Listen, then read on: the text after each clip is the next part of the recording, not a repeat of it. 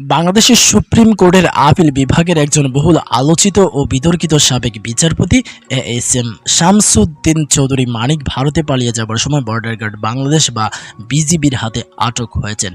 সিলেটের কানাইঘাট উপজেলার দনা সীমান্ত এলাকা থেকে তাকে আটক করার বিষয়টি নিশ্চিত করেছে বিজিবি।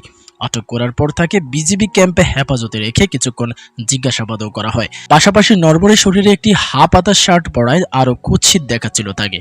কিছুদিন আগেও সে এতটা কুখ্যাত ছিল না।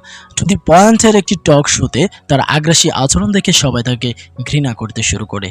যাই হোক, বিচারপতি মানিক যে স্থান থেকে আটক হয়েছিলেন ওই জায়গায় পাহাড়ি জঙ্গল আছে, ভারতীয় সীমান্তে খাসিয়াদের গ্রাম। স্থানীয় সাংবাদিকরা বলেছেন, বাংলাদেশ ও ভারত সীমান্তে আধা কিলোমিটারের মতো এলাকায় জঙ্গল রয়েছে।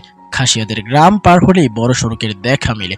স্থানীয় কয়েকজন ব্যক্তি মিস্টার মানিককে দেখেন, তখন তিনি কলাপাতার উপর শুয়েছিলেন। কিন্তু স্থানীয়রা মিস্টার মানিকের পরিচয় সম্পর্কে জানতেন না। তারা বুঝতে পারেন এই ব্যক্তি স্থানীয় বাসিন্দা নয় এবং তিনি অবৈধভাবে ভারতে যাবার জন্য অপেক্ষা করছেন। একজন ব্যক্তির পালানোর খবরে বিজিবি সদস্যরা ঘটনাস্থলে যান। সেখানে গিয়ে দেখেন তিনি কলাপাতার উপরে শুয়ে আছেন।